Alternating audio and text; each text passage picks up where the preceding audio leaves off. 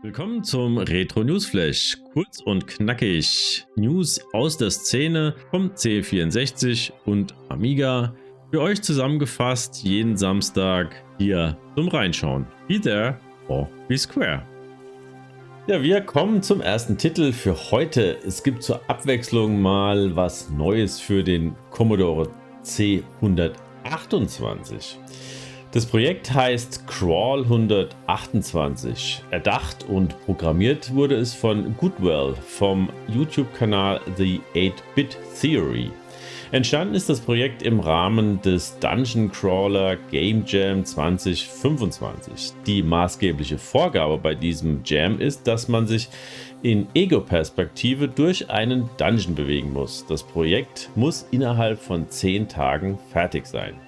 Wie jedes Jahr musste man außerdem mindestens ein der vorgegebenen Themen umsetzen. In diesem Fall war das Motto Genre-Mix und Crawl 128 mischt den Dungeon Crawler mit Pac-Man. Es geht darum, alle Punkte am Boden des Dungeons einzusammeln, ohne vom Geist erwischt zu werden.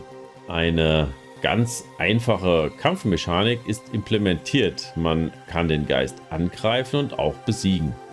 Allerdings verschwindet er nicht zur Gänze, sondern wird einfach zu seinem Startpunkt zurückgesetzt. Hat man alle Punkte eingesammelt, muss man sich zum Ausgang bewegen. Es gibt außerdem eine Automap, die zeigt zwar keine Punkte an, aber zumindest den eigenen Standort. Das Spiel nutzt den VDC-Chip, der eigentlich nur für den 80-Zeichen-Textmodus gedacht war. Programmiert wurde Crawl 128 in Commodore Basic 7 und es nutzt die Basics-Extension VDC Basic. Die ist dafür verantwortlich, dass man mit wenigen mächtigen Basic-Befehlen Grafikoperationen am VDC-Chip ausführen kann, da der VDC-Chip auch über einen Bitmap-Modus verfügt, welcher hier zum Einsatz kommt. Von den Fähigkeiten liegt dieser irgendwo zwischen der CGA- und EGA-Grafik der IBM-PCs. Veröffentlicht wurde VDC Basic von MacBacon vor über 10 Jahren im Forum 64. Goodwell hat diese Version aufgegriffen und auf Basis dieser grundlegenden Befehle noch komplexere hinzugefügt. So kann man nun mehrere Befehle in Maschinensprache Geschwindigkeit miteinander verketten. Und man kann auch im Grafikmodus Text an Bildschirm ausgeben. Das kann der Chip von sich aus nämlich nicht. Der Großteil der 10 Tage, die im Game Jam zur Verfügung standen, ging aber nicht einmal für die Programmierung des Dungeons an sich drauf. Viel Zeit floss in die Entwicklung von Tools, um Grafiken optimal für den VDC-Chip zu konvertieren. Auch das Bündeln von Grafikdateien, damit sie möglichst effizient in den Videoram kopiert werden können, musste erstmal ausgetüftelt werden. Mit dem Projekt wurden fundamentale Grundlagen für zukünftige Projekte geschaffen. VDC Basic selber hat auch noch viel Luft, bis der VDC-Chip völlig ausgereizt ist. Auch hier dürfen wir gespannt sein, welche Fortschritte noch gemacht werden. Zum Herunterladen gibt es das Projekt natürlich kostenlos auf itch.io. Der Entwickler freut sich über Feedback und Kommentare. Wer sich für Dungeon Crawler interessiert, sollte hier auf jeden Fall mal einen Blick riskieren. Ja, unser zweites Thema für heute ist Yeet oder Yeet. Ich bin nicht sicher, wie man es jetzt genau ausspricht. Super Dan scheint recht aktiv momentan. Ein weiteres Commodore Amiga Spiel namens Yeet steht zum Ausprobieren bereit. Er hat wieder einen Puzzler am Start, obwohl man immer noch hofft, dass auch mal ein kleines RPG von ihm entwickelt wird. Schließlich betreibt er ja die dungeoncrawlers.org Seite, die sich sehr ausgiebig mit diesem Thema beschäftigt. Mittlerweile hat er aber auch eine schöne Sammlung an Puzzlern für den Amiga entwickelt. Vielleicht ist das nur die Vorbereitung auf was Größeres? Denn Puzzle sind für Dungeon Crawler ja auch nicht ganz unwichtig, oder? Ich bin gespannt, was er da vielleicht noch in Planung hat. Wie dem auch sei, Hier nun ein paar Dinge zum neuen Titel Jade.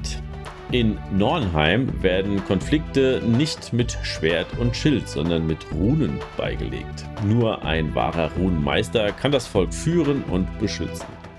Und um diesen Titel zu erlangen, musst du den Weg der Runenprüfung beschreiten.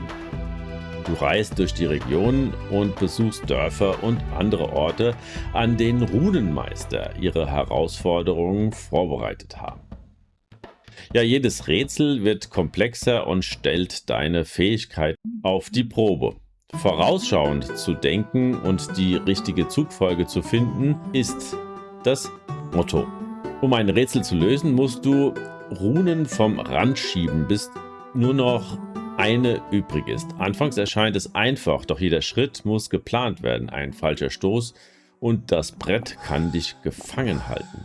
Es gibt 50 anspruchsvolle Puzzles mit zunehmender Komplexität. Wie man es von Superdan in seinen Spielen gewohnt ist, sind diese nicht leicht. Es benötigt im Allgemeinen ein wenig Zeit, um sich mit der Spielmechanik vertraut zu machen und die Rätsel zu lösen. Es reiht sich also nahtlos ein in seine vorherigen Spiele wie Amiklotzki, Pjusk, Yahuwa oder Luma, die auch alle für den Commodore Amiga erschienen sind. Das Spiel wurde in Blitz Basic Ami Blitz 3 geschrieben und benötigt einen Amiga 500 OCS mit Kickstart 1.3 plus 512 KB RAM. Es ist auf itch.io zum kostenlosen Download bereitgestellt. Ich wünsche euch auf jeden Fall viel Spaß beim Ausprobieren. Ja, unser letzter Titel für heute, Robin Hood Legend Quest. Robin Hood Legend Quest ist ein klassisches Action-Adventure-Spiel, das 1992 für den beliebten Commodore 64 veröffentlicht wurde.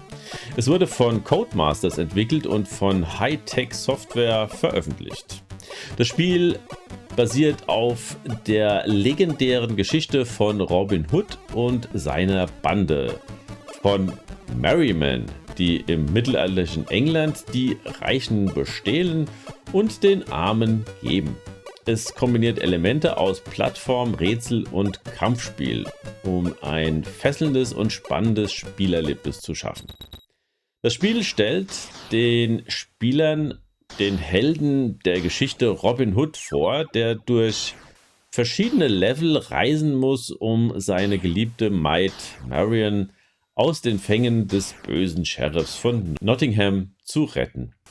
Die detaillierten Grafiken versetzen die Spieler in eine mittelalterliche Welt voller Gefahren und Abenteuer. Einer der bemerkenswertesten Aspekte von Robin Hood Legend Quest ist sein herausforderndes Gameplay. Das Spiel ist nicht einfach und die Spieler müssen über gute Reflexe und Problemlösungsfähigkeiten verfügen, um durch die Level zu kommen.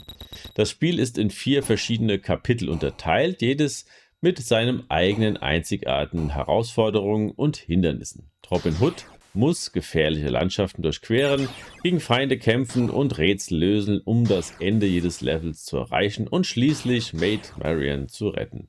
Spieler können Pfeil und Bogen verwenden, um Feinde zu besiegen und Hindernisse zu überwinden.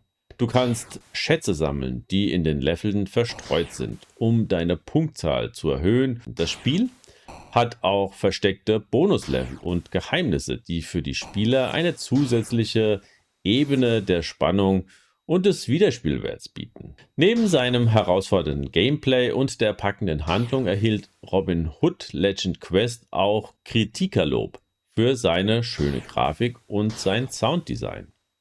Wie ich finde, ein wirklich schönes Spiel. Unbedingt ausprobieren, so das Motto. Der Link zum Download ist in der Videobeschreibung mit dabei. Ja, und das war es dann auch schon wieder für den Retro Newsflash für diese Ausgabe. Ich hoffe, ich konnte euch wieder mit einigen nützlichen Inhalten versorgen. Wer Lust und Laune hat, darf natürlich gerne den Kanal abonnieren. Das würde mich dann wiederum freuen. Ansonsten hoffe ich, hören und sehen wir uns in der nächsten Ausgabe. Bis dahin macht's gut. Ciao.